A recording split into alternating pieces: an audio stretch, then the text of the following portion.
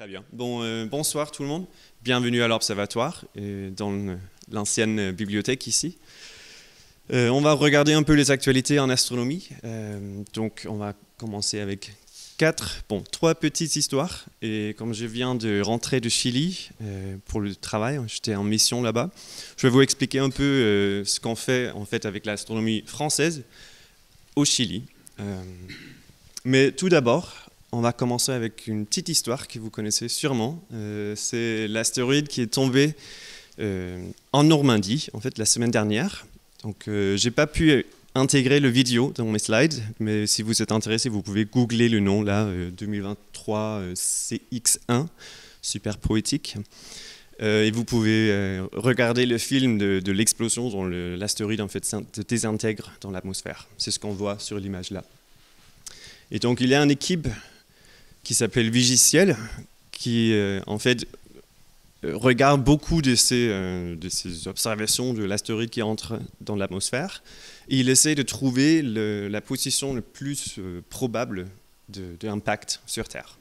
Et ils sont réussis, en fait. Là, on voit l'équipe de Vigiciel, ou quelques-uns de l'équipe, qui ont trouvé un grand morceau de cet astéroïde, en fait. Et ça nous permet d'étudier un peu l'astéroïde, la composition chimique, et ça donne des indices sur la formation de notre système solaire, en fait, parce que les astéroïdes, c'est ce qui reste de la formation de notre système solaire. Donc c'est très important le travail qu'ils font, et c'est aussi un travail énorme de l'ESA qui a prévenu en fait, que cet astéroïde allait tomber en Normandie. Donc là, on est vraiment on est sur une précision énorme, là, qu'on peut prédire l'impact d'un astéroïde de quelques mètres qui tombe sur Terre. Donc, c'est génial. Mais donc là, c'est juste un petit bref. Après, on va recommencer le programme. Donc, on va regarder un peu le planète naine, Quaoar. Si vous ne connaissez pas, c'est une tout petit planète naine qui est plus loin du Soleil plus loin du Soleil que Pluton. Donc, c'est vraiment très, très, très loin. Et on a découvert que cette planète Quaoar a un anneau immense qui ne devrait pas du tout exister. Et on va regarder un peu pourquoi. Mais là, c'est juste pour vous donner un peu le détail. Donc la Terre, la Lune, Quaoar avec son anneau immense. On ne le voit pas super clair sur les slides, mais on va regarder plus en détail après. Et on a la petite lune là, Weywot de Quaoar. Donc même si c'est une planète naine, ils peuvent quand même avoir des lunes eux-mêmes. Et donc, comment est-ce qu'on a trouvé cet anneau? Parce que quand on regarde dans les images, on ne voit rien du tout en fait. Là, c'est dans l'image qu'on a pris avec le télescope Hubble, et on ne voit rien du tout. Là, c'est juste un point lumineux, c'est Quaoar, et on voit un tout petit point lumineux à côté, c'est Weywot, la Lune. Donc, qu'est-ce qu'on fait pour savoir qu'il y a un anneau là? A priori, on dirait qu'il n'y a rien de spécial. Donc, on utilise un autre satellite qui s'appelle Cheops, qui est lancé par l'ESA. Et Cheops a été fait pour observer les exoplanètes, en fait, les tailles des exoplanètes, en regardant les transits des exoplanètes qui passent devant leurs étoiles, en fait. Et donc, on peut aussi utiliser cette technique avec Quaoar. Si Quaoar passe devant des étoiles, on regarde une absorption de la lumière. Donc ici, on regarde les données de Cheops. Au-dessus, on voit la ligne plate. C'est la lumière de cette étoile derrière Quaoar. Et donc, une fois Quaoar passe devant, on observe une grosse chute de flux. Donc c'est le planète en fait, qui bloque la lumière. Tout ce qu'on a prévu. Et à chaque côté, en fait, il y a une petite absorption de lumière aussi. Et c'est ces deux absorption en fait, qui donne l'indice qu'il y a un truc autour de du planète. Okay?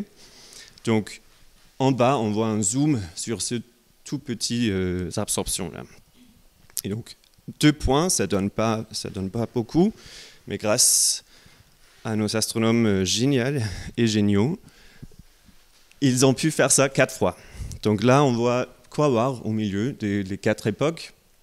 Les ligne verte, c'est la trajectoire des étoiles qui passent très proche ou derrière Quaoar. Et le point rouge, c'est là où on a observé une absorption de ce anneau. Donc c'est grâce à ces les trajectoires-là qu'on peut en fait reconstruire la géométrie de l'anneau. On peut voir que c'est immense, c'est assez dense aussi parce qu'il y a une absorption assez importante quand même. Et donc, si on voit un anneau autour d'une planète, c'est pas un truc spécial. Hein. On voit ça autour des autres planètes. Donc, pourquoi est-ce que c'est surprenant quand on le voit autour du Quasar? Et pour comprendre ça, il faut regarder un peu le concept de la limite Roche.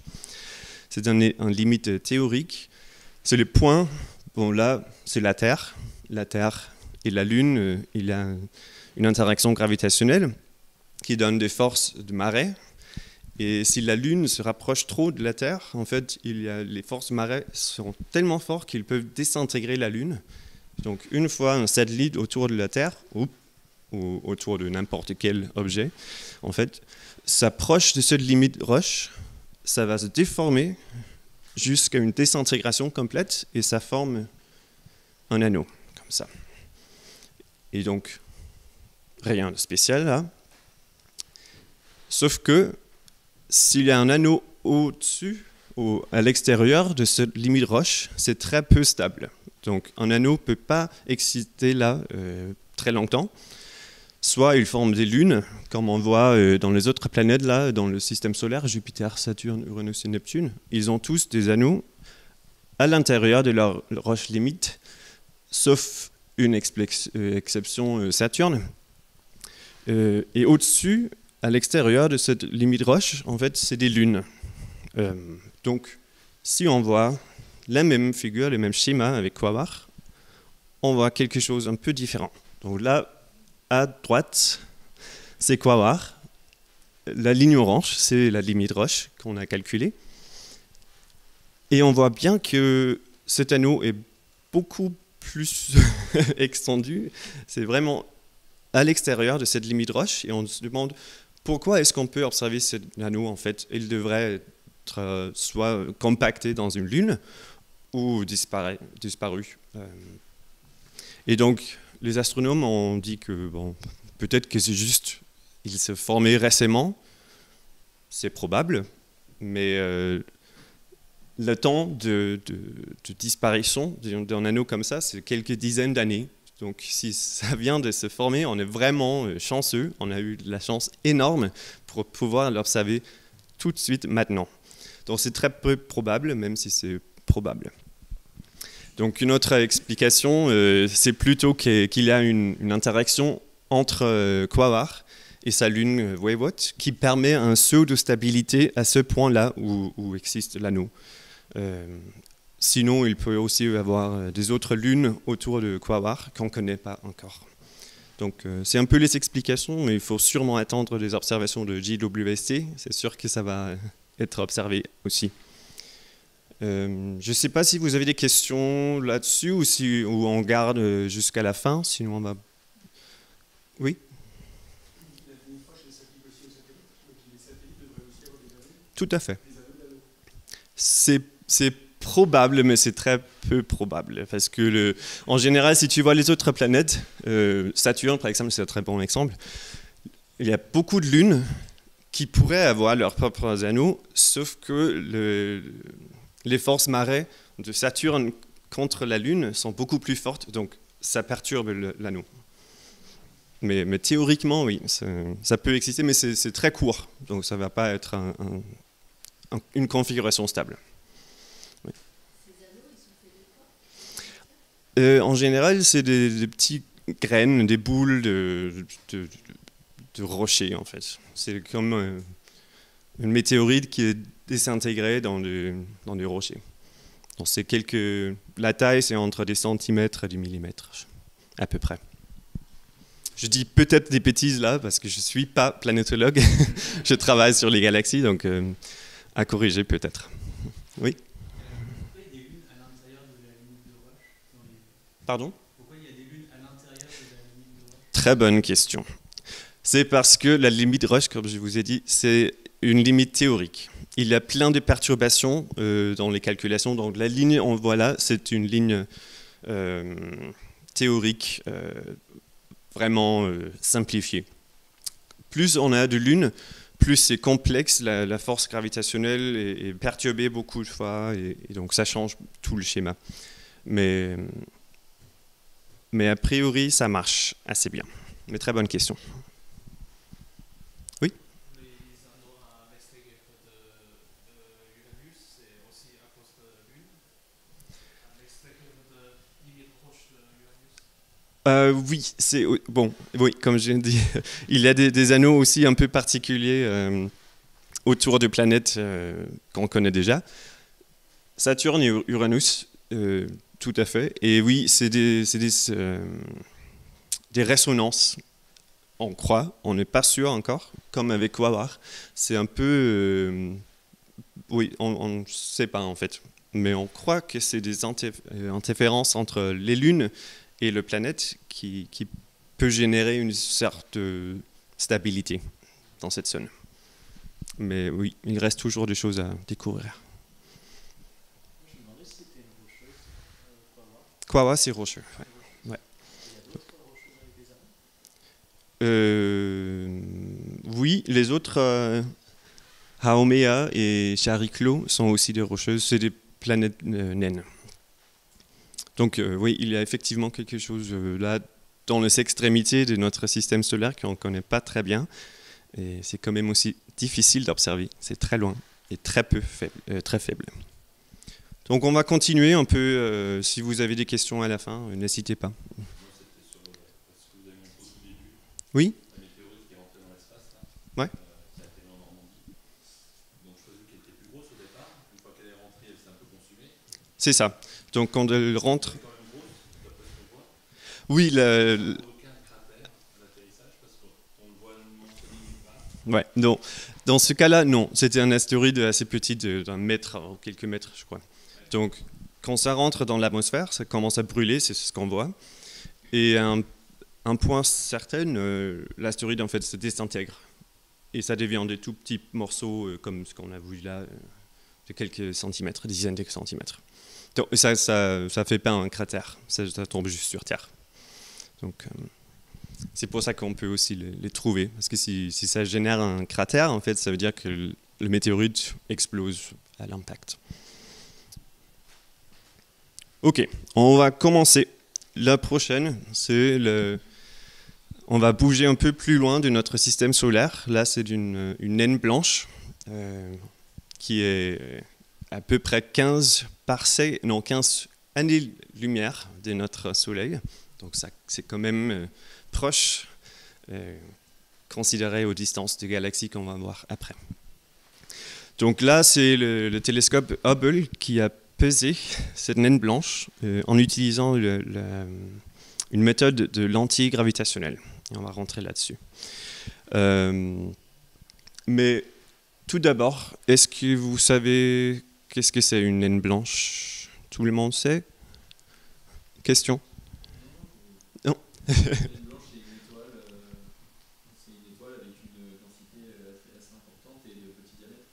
C'est vrai, oui. C'est la phase finale d'une étoile comme le Soleil, en fait.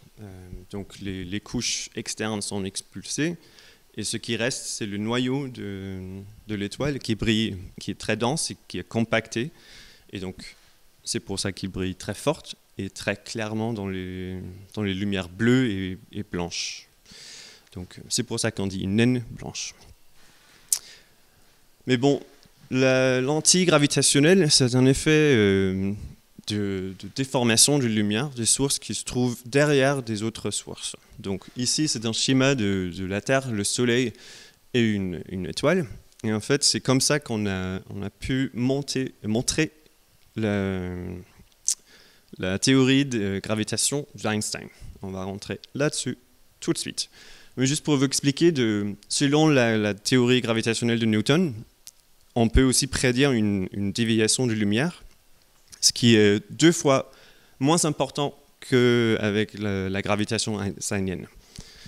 Et donc, c'est pour ça que les astronomes, il y a 100 ans, ils ont demandé, bon, est-ce qu'on peut mesurer cet effet?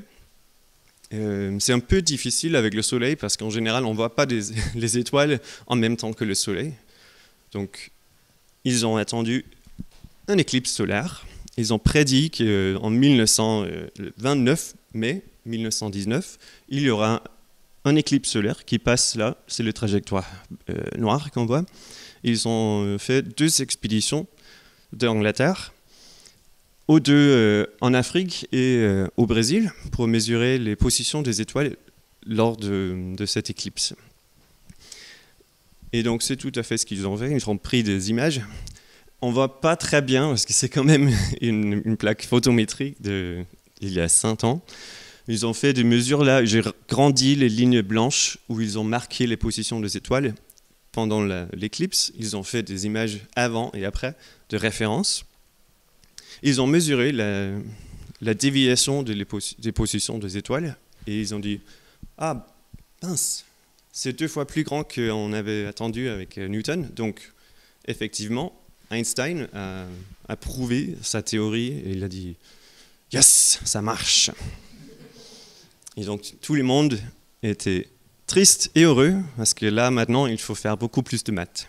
C'est un peu nul. Et donc, c'est la même technique qu'ils ont utilisée avec Hubble. Là, c'est le point très brillant, très noir, là, c'est inversé. C'est la naine blanche. On voit les petits traces horizontales qui bougent un peu. C'est un truc de détecteur. S'il y a beaucoup de lumière qui rentre dans les détecteurs astronomiques, il y a un effet de surcharge, en fait, qui fait déborder les détecteurs. Et donc ça crée cet effet. Et les astronomes ont prédit, on a essayé de prédire la direction où ça va tomber pour pas que ça tombe juste au-dessus de l'étoile derrière. Okay. Donc l'étoile derrière, c'est les points bleus qu'on voit au milieu de toutes les figures. Et donc là, ils ont observé pendant 1 an à peu près 9 époques où la naine blanche passe très très proche de cette étoile. Et donc, selon la gravitation newtonienne, l'étoile derrière devrait se déplacer un tout petit peu quand la naine blanche passe devant. C'est cet effet lentille. Okay.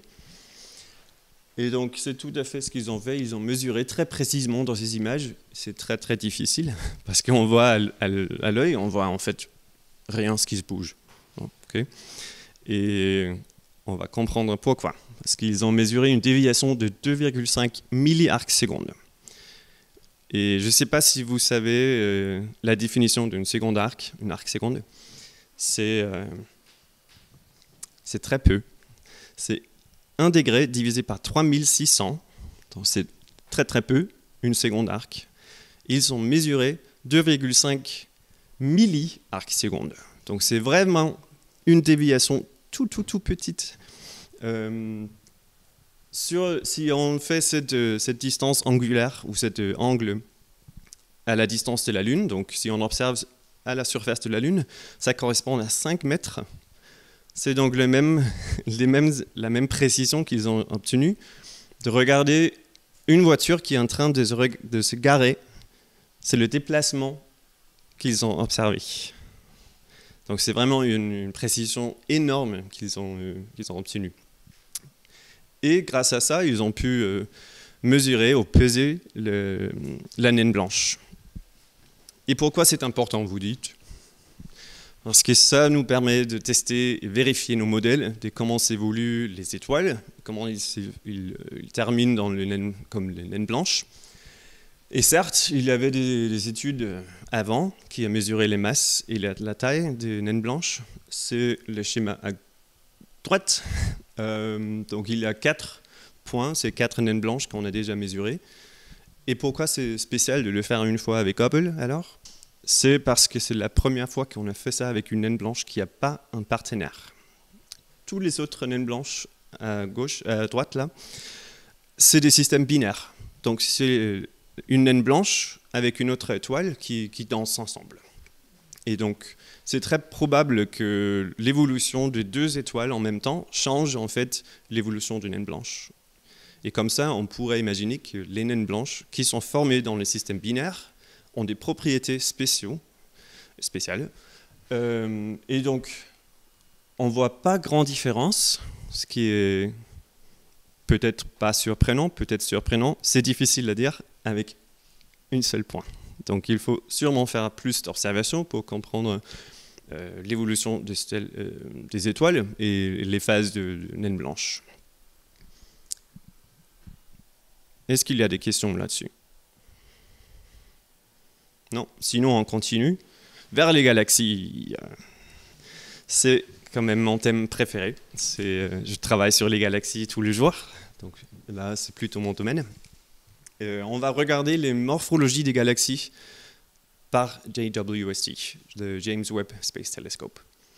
Et vu comme ça, c'est peut-être pas super impressionnant. C'est des galaxies qu'on connaît, c'est des spirales, c'est des barres, c'est des couleurs fausses en plus.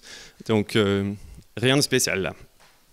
Sauf que, en général, on essaie d'étudier l'évolution de galaxies, leur morphologie, leur masse, leur taille et tout ça. Et la meilleure manière de se faire, c'est de prendre des images des galaxies à des distances différentes.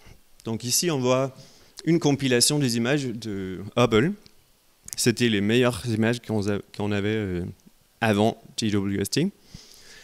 Donc temps zéro, c'est maintenant. C'est les galaxies autour de nous, dans ce qu'on dit l'univers proche. Et dès qu'on bouge plus dans le temps, c'est aussi plus dans l'espace. Donc on voit les galaxies avec la même masse à peu près que la Voie lactée, mais ils sont beaucoup plus compacts et ils ont des couleurs différentes. Donc on peut voir déjà qu'il y a une évolution dans le temps, si on voit de droite à gauche. Désolé, je suis un peu confond entre les deux. Donc de droite à gauche, les galaxies deviennent de moins en moins bleues et plutôt jaune-vert. Et il y a aussi une croissance de la largeur. Et on voit des spirales qui commencent à apparaître, plutôt vers 5 ou 7 billions d'années. C'est quand même très loin dans le temps. Okay. Donc là, c'était le point de vue d'Hubble. Et on se dit, OK, on ne voit pas du tout les spirales à cette époque-là de 10 billions d'années. Peut-être que les galaxies n'avaient pas des spirales, en fait. On a fait des modélisations, on dit que les galaxies ne devraient pas avoir des bras spirales, mais plutôt être amorphes, parce qu'il y a toujours des autres galaxies qui sont en train de fusionner avec les autres. Et donc c'est pour ça qu'on a voulu utiliser James Webb pour étudier ces galaxies. C'est vraiment pour voir plus en détail les galaxies dans l'univers distant. Okay. Parce que là, on ne voit pas beaucoup de détails. Oui ? Ça veut dire en fonction de la couleur d'une galaxie, on peut estimer l'âge de cette galaxie, enfin, du moins l'âge des étoiles qui composent cette galaxie? Presque oui. Oui. Donc, très bonne question. J'ai oublié de dire. Le couleur, c'est très important parce que ça nous donne un indice tout à fait de l'âge des étoiles. Plus une galaxie est bleue, ou vert ici, plus haut le taux de formation des étoiles dans la galaxie. Parce que les étoiles jeunes sont beaucoup plus fortes dans la lumière bleue, donc ça donne une lumière en général qui est plus bleue. Okay. Quand ça commence à être plus jaune, rouge, c'est quand les étoiles jeunes sont mortes. Et ce qui reste, c'est les étoiles plus vieilles qui sont plus rouges. Okay. On va revenir là-dessus, donc c'est important. Et là, on va juste donner une comparaison entre Hubble et James Webb. Et j'avoue, ici, c'est pas super impressionnant. Okay.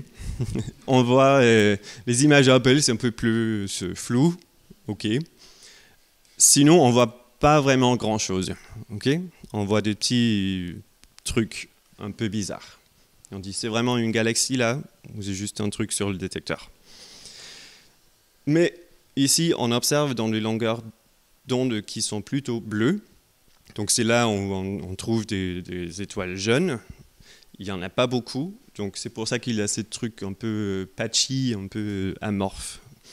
Si on veut vraiment étudier la masse des étoiles, c'est les étoiles qui sont plus vieilles, c'est les étoiles qui sont plus petites, et elles émettent leur lumière dans les longueurs d'onde plus longues. Donc avec JWST, on peut faire ça, on peut utiliser des filtres, des observations avec une longueur d'onde plus longue, et ça donne ça. Donc là, on voit clairement les galaxies. On ne voit pas beaucoup de détails, pas encore, des galaxies, en fait, mais on voit la galaxie elle-même. On voit la majorité de la masse des étoiles qui portent la masse de la galaxie. C'est important pour pouvoir étudier comment se forme la galaxie, si on veut vraiment étudier la morphologie et les structures. Okay. Là, ce n'est pas les galaxies qui sont dans le press release que je vous ai montré. Donc, si on revient sur ça, c'est cette galaxie-là, les 6 qui sont à peu près comme la Voie lactée. C'est la même masse que la Voie lactée, sauf qu'ils sont observés avec une distance dans le temps correspondant à 8 billions d'années, 8 gigayears, jusqu'à 11 billions d'années. Donc c'est vraiment une époque cruciale dans l'évolution de l'univers. C'est là où la majorité des étoiles se forment. Et donc c'est aussi important de observer les galaxies dans cette époque pour voir la transition de morphologie et de masse. Okay. Donc ici, on voit clairement des structures. Là, je montre les images de vraies, sans couleur fausse, parce qu'en fait, on n'a observé qu'une seule longueur d'onde. Donc, on n'a pas d'informations sur les couleurs. Okay. Donc, on sait juste, on peut voir les structures et on peut voir qu'il y a des étoiles et estimer la masse. Et donc, ça nous donne plus de détails, beaucoup plus de détails dans cette époque-là où, avec Hubble, toutes les galaxies étaient des tout petits points flous. Là, maintenant, on peut en fait regarder les étoiles, les structures, comme plus jamais. Donc, il faut juste commencer avec la modélisation pour trouver des modèles de l'univers qui, en fait, peut matcher ces observations. Et là, c'est tout nouveau, donc il faut toujours rester... il faut attendre un petit peu pour qu'on fasse ces calculs. D'autres questions là-dessus, sur les galaxies? Oui. On voit vraiment c'est la lumière des galaxies ou c'est une déduction par rapport à d'autres Là, c'est vraiment la lumière qu'on a reçue des galaxies qui a traversé l'univers pendant 11 billions d'années. Milliards d'années, pardon, en français. Donc, oui, c'est les photons qu'on reçoit sur le détecteur et qui sont, qui arrivent à JWST et après qui est émis aux Terre, sur Terre, et on travaille sur les données ici. Oui. Est-ce qu'en observant plusieurs fois ou plus longtemps la même zone, on peut avoir des images avec une meilleure résolution, ou est-ce que finalement les gens sont contents avec ça? Très bonne question. Oui, on observe toujours plusieurs fois la même chose parce qu'il y a toujours des petits trucs sur les détecteurs qui ne marchent pas. Il y a des pixels qui sont morts. Donc on fait une observation ici, on bouge un peu la caméra pour que la galaxie tombe sur une autre partie de le détecteur. Et comme ça, on peut en fait reconstruire l'image avec une résolution plus haute. Et c'est cette technologie qu'ils ont utilisée ici aussi. Donc on peut faire beaucoup de choses pour améliorer la qualité d'image. Oui. Hubble, c'est dans l'espace. Oui. Oui. JWST, c'est le télescope spatial aussi, donc c'est dans l'espace aussi. Hubble, c'est très proche de la Terre. Donc c'est les astronautes en fait qui ont fait des installations sur Hubble. Ils ont fait plusieurs missions avec le Space Shuttle de NASA. Ils ont fait des missions de réparation. Ils ont changé des instruments. Donc c'est vraiment proche. JWST est dans le point L2 qui est très très loin de la Terre. C'est à peu près 1,5 million de kilomètres, je crois. Je dis peut-être des bêtises, mais c'est très très loin. Donc ça a pris quelques mois pour y arriver. On a lancé ça l'année dernière, il y a un an je crois, à peu près. Donc oui, c'est un télescope dans l'espace aussi. Oui. Vous parliez de forme du coup des galaxies. Normalement, on devrait être de forme amorphe, mais qu'on retrouve toujours un peu une certaine configuration. Et du coup, cette configuration, elle est due à quoi? Parce que c'est pas forcément dû du coup à des interactions avec d'autres galaxies, mais c'est dû à la composition elle-même de la galaxie. Oui, en fait, les spirales là qu'on voit, c'est en fait les gaz et les étoiles qui sont dans la galaxie, qui rentrent dans un cercle de résonance. Et donc, ça fait toujours, comme les galaxies tournent, ça fait toujours des spirales, en fait. Ce qui est un peu surprenant, c'est les barres qu'on observe. On ne voit pas très bien ici, en fait, c'est pour ça qu'ils ont mis les couleurs fausses. Là, on voit une espèce d'élongation vers le centre. C'est ce qu'on dit un bar des galaxies. Et dans nos modèles, les simulations numériques qu'on fait, on ne voit pas beaucoup de galaxies qui ont des barres, en fait. Si les galaxies ont des barres, c'est toujours des barres qui sont un peu différents. Donc, ici, on a vraiment des observations qui disent, à cette époque-là, dans l'univers, on voit clairement des barres. Ils sont telle taille, telle propriété.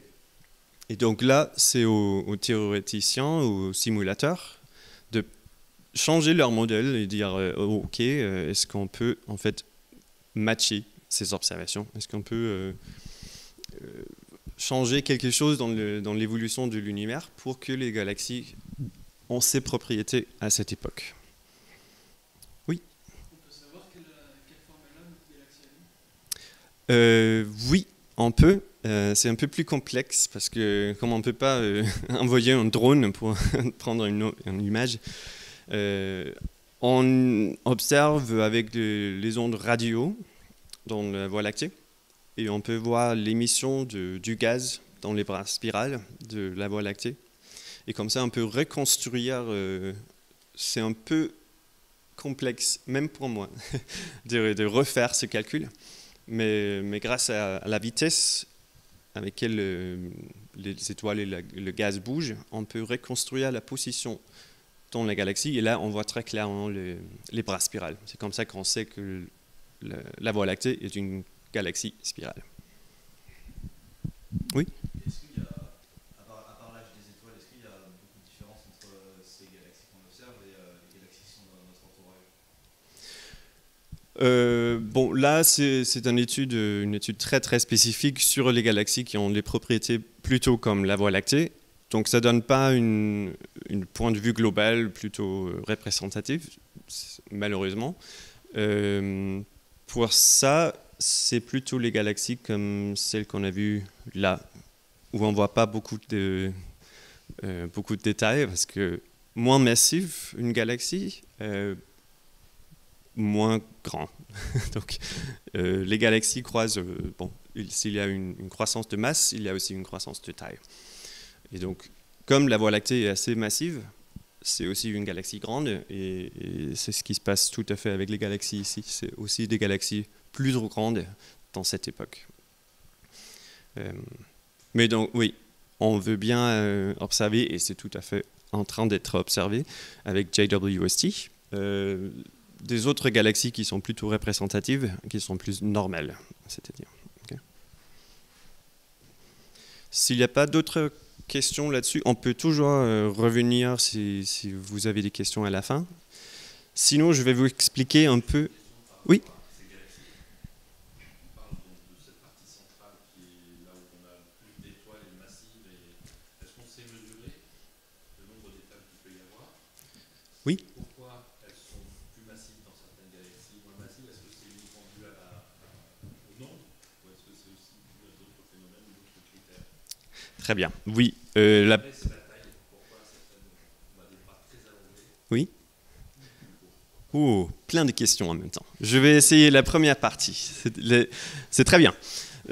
Au centre, on peut voir, oui, en fait, comme les étoiles brillent plutôt avec la même brillance partout, on peut dire, si on reçoit une intensité de lumière telle,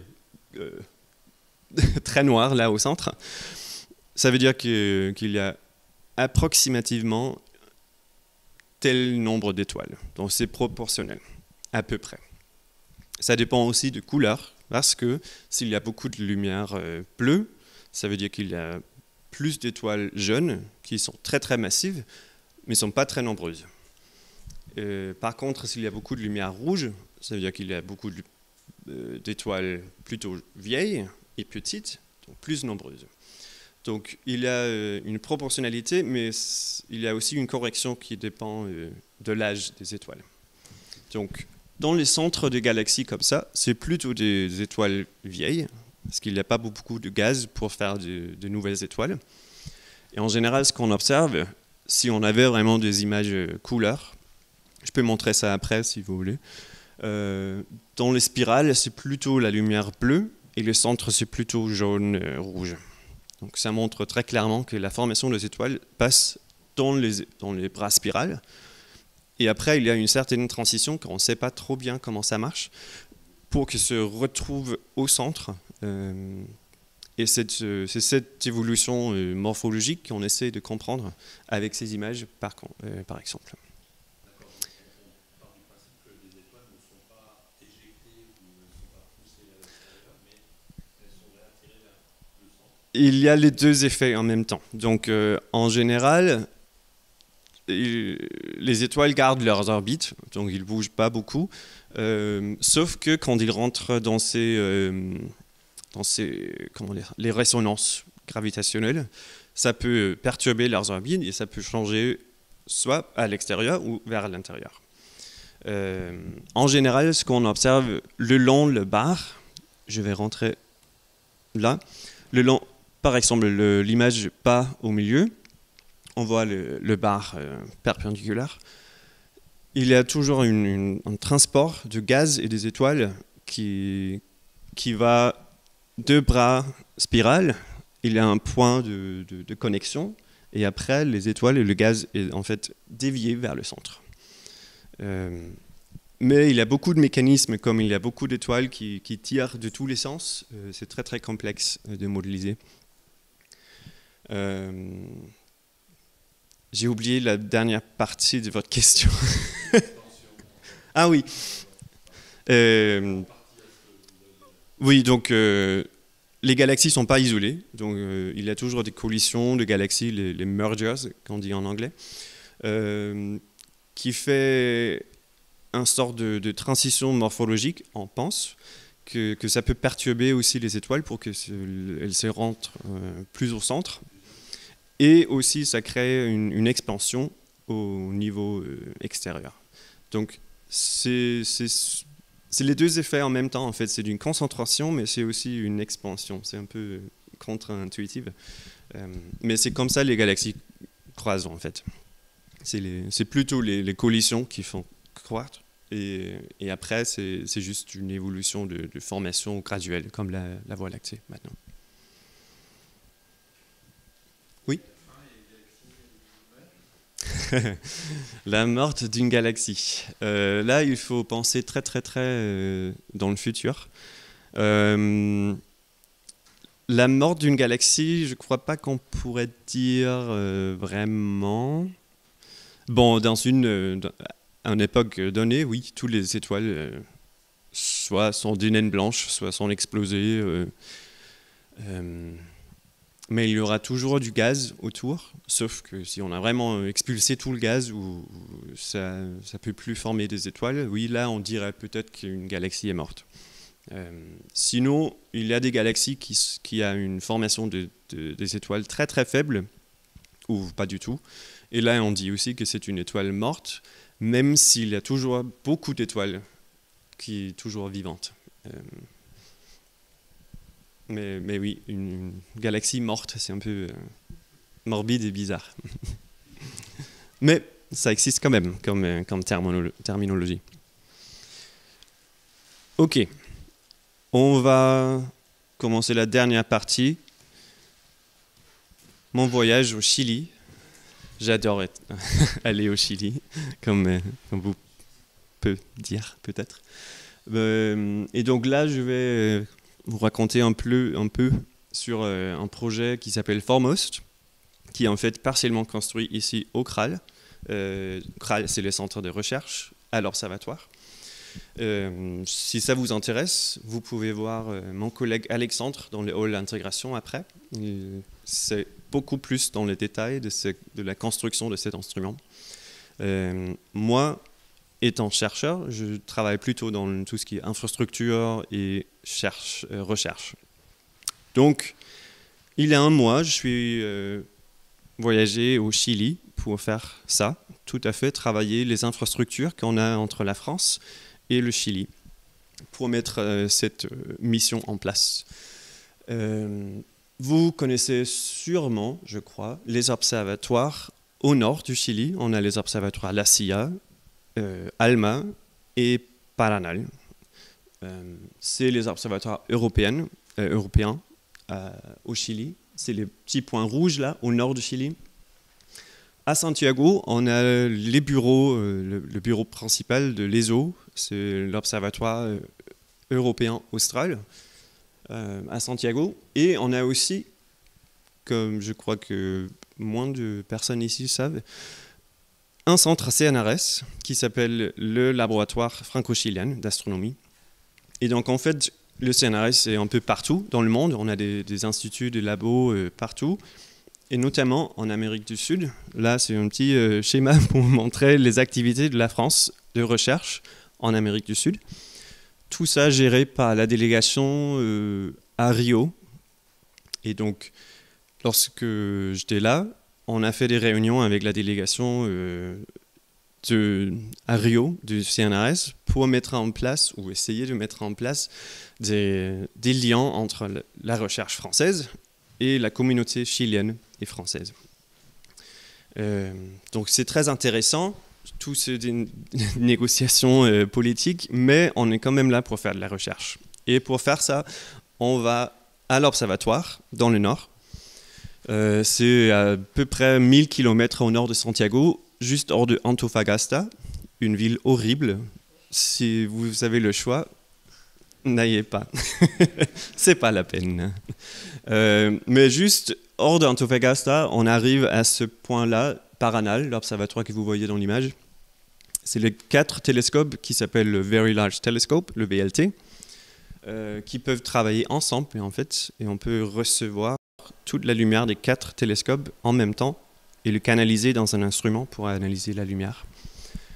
On voit aussi 4 tout petites pointes blanches, c'est des télescopes oscillaires qui peuvent aussi collecter de lumière en travaillant avec les autres télescopes. Et derrière tout ça, il y a une petite colline et il y a un autre télescope qui s'appelle Vista. Et c'est ce télescope que je vais utiliser pour mon projet de futur. Mais tout d'abord, on est installé dans la zone résidentielle que vous connaissez peut-être si vous avez vu le film, je ne me souviens plus le nom de James Bond. Pardon ? C'est ça, Quantum of Solace, où ils explosent en fait la zone résidentielle de l'observatoire au milieu du désert. Donc c'est un lieu assez magique, assez spécial. On reste là en général une semaine ou jusqu'à 2 semaines. C'est la limite, on ne peut pas travailler plus de 2 semaines à l'observatoire parce que c'est vraiment un environnement extrême. C'est assez sec, c'est vraiment pas agréable d'y rester trop longtemps. Il n'a pas de verdure, donc on devient un peu fou quand on regarde les horizons. Il n'y a rien, il y a juste des montagnes. Mais c'est quand même impressionnant d'y être. Et la nuit, c'est noir. On ferme toute la façade là pendant la nuit pour qu'il n'y ait pas de contamination lumineuse. Et comme je vous ai dit, c'est un environnement très extrême. Donc pour survivre, on a le zone récréation, le petit paradis. On aime bien rester là, à côté de la piscine, quand on ne dort pas, comme on travaille pendant la nuit. On a besoin de se détendre un peu pendant la journée si on n'arrive pas à dormir. Et donc, il y a un peu de verdure, il y a un bruit assez relaxant de l'eau, de la piscine. Et donc, c'est aussi pour ça qu'on aime bien y aller. Mais on est quand même là pour faire de la science. Donc, on va revenir sur la science. Comme je vous ai expliqué, il y a ce petit télescope sur la colline qui s'appelle Vista. Là, c'est une vue de l'intérieur de ce télescope vers Paranal. Donc, on voit la colline, la montagne Paranal. Au-dessus, il y a le VLT. On le voit à peine sur cette image-là, mais c'est très beau. Et donc, c'est ce télescope-là qu'on va utiliser pour le projet Foremost. Vous voyez que c'est un télescope assez dense, assez court. En général, les télescopes sont plus longs pour collecter plus de lumière dans un tout petit point. Donc là, on utilise un télescope qui est plutôt court et compacté pour avoir une vue sur le ciel plus étendue. Et on va revenir tout de suite sur ce point-là. Mais tout d'abord, Foremost, ça va être le plus grand relevé spectroscopique, c'est-à-dire on va collecter la plus grande quantité de données spectrales. Tout le monde sait c'est quoi un spectre? Vous savez tous? Ouais, très bien. Donc, ça va être la plus grande collection de spectres du monde de l'hémisphère sud. Et donc, pour faire ça, on a fait quelques découvertes technologiques, quelques avancements assez importants, et aussi dans l'infrastructure sur laquelle j'ai travaillé. Et donc, on va rentrer un peu dans les axes principaux de la science. Il y a 4 thèmes qu'on va étudier principaux, je ne sais pas. Comme vous le savez sûrement, je ne suis pas français. Donc, on va étudier l'archéologie galactique. C'est un peu pour comprendre la formation de la Voie lactée, de mesurer la distance, les âges, la composition chimique des étoiles, pour comprendre en fait où se sont formées les étoiles et où elles bougent, tout à fait comme on a parlé avant. Il y a ces migrations, il y a les changements des orbites des étoiles qui mélangent en fait les étoiles. Et donc pour avoir une idée de la composition chimique et de l'âge, il faut prendre des spectres, des millions d'étoiles, et ça sera le plus grand volume qu'on a jamais étudié. Là, c'est Foremost, le secteur blanche de ce schéma de la Voie lactée. À côté, on voit Weave, si vous voyez à peine en noir. C'est un peu le jumeau télescope dans l'hémisphère nord. Donc on peut voir l'autre moitié du ciel.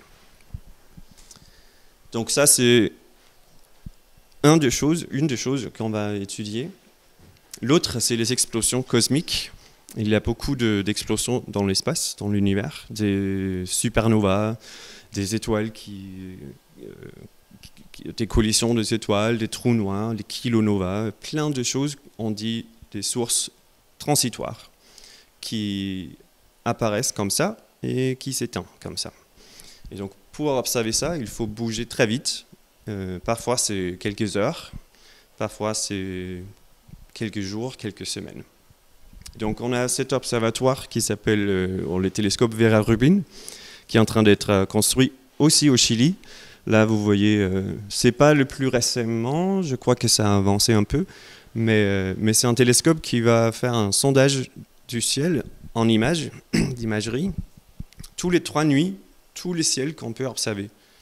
Donc ça va observer super vite et très en détail, très profond. Donc on peut voir des sources qui apparaissent et qui étendent toutes les nuits en fait. Ça va donner une quantité de données vaste. Et pour savoir quels sont ces points transitoires, il faut prendre des spectres. Donc nous on a développé cet instrument Foremost pour faire tout à fait ça, pour prendre des spectres, pour pouvoir réagir assez vite. L'autre, c'est mon thème principal, c'est un sondage de galaxies et de quasars. Les quasars, c'est des centres de galaxies, des trous noirs supermassifs qui brillent beaucoup. Ils sont très très faciles à détecter. Bon, parfois. Et on essaie de détecter ces quasars et d'identifier les quasars. Et pour faire ça, il faut prendre des spectres. Et parfois, on voit des galaxies devant les quasars. Et ça fait des petits raies d'absorption. C'est le gaz de la galaxie devant le quasar qui fait une absorption. Et grâce à cette absorption, on peut dire qu'est-ce que la composition chimique du gaz. On peut voir qu'il y a une galaxie, tout simplement. Et c'est une manière très très puissante de trouver des galaxies, d'étudier aussi les quasars en même temps. Donc c'est un sondage que je porte moi, ici au CRAL. Donc j'ai mon équipe qui travaille là-dessus. Donc je suis très intéressé pour faire marcher cet instrument et pour que ça soit un grand succès.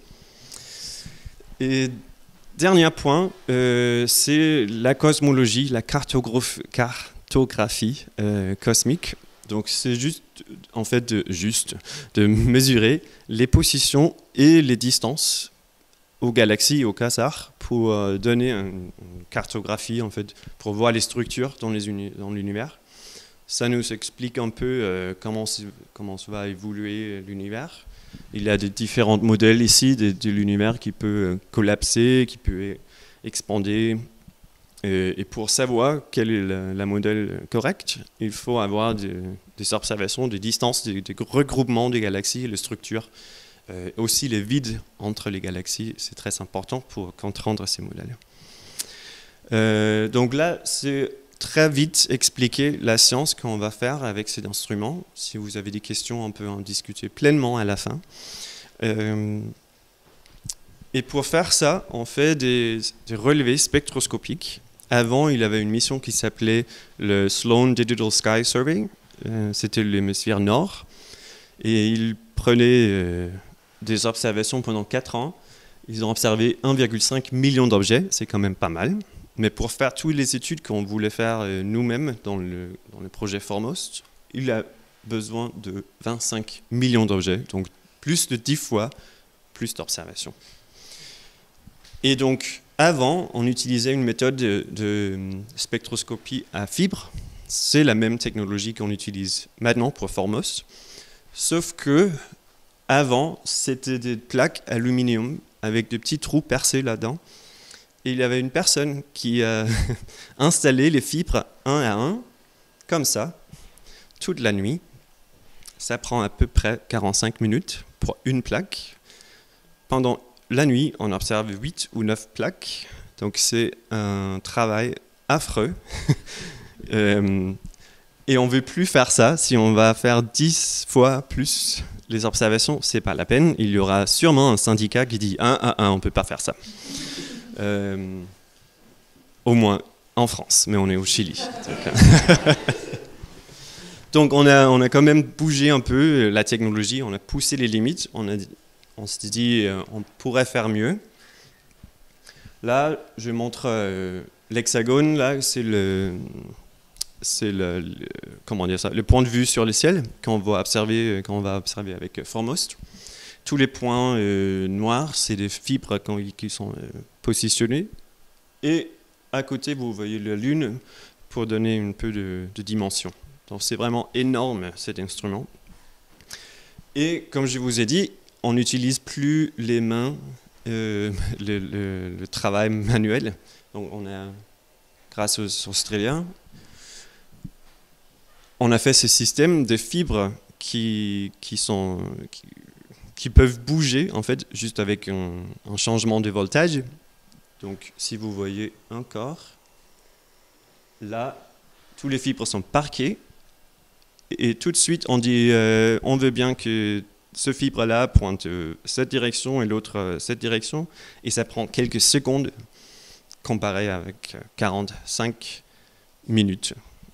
Et là, c'est 2 fois plus de fibres qui sont configurées dans quelques secondes.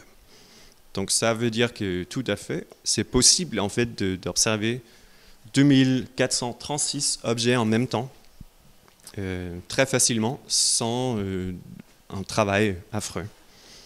Bon, c'est quand même très cool. Mais ce n'est pas nous en France qui a développé ça, c'est en Australie. Nous, en France, par contre, on est très fort dans tout ce qui est spectrographe, surtout ici à Lyon. C'est un peu notre spécialité. Donc, à droite, vous voyez le télescope Vista encore, en gris. Et l'instrument Foremost, c'est toutes les choses qui sont noires et colorées.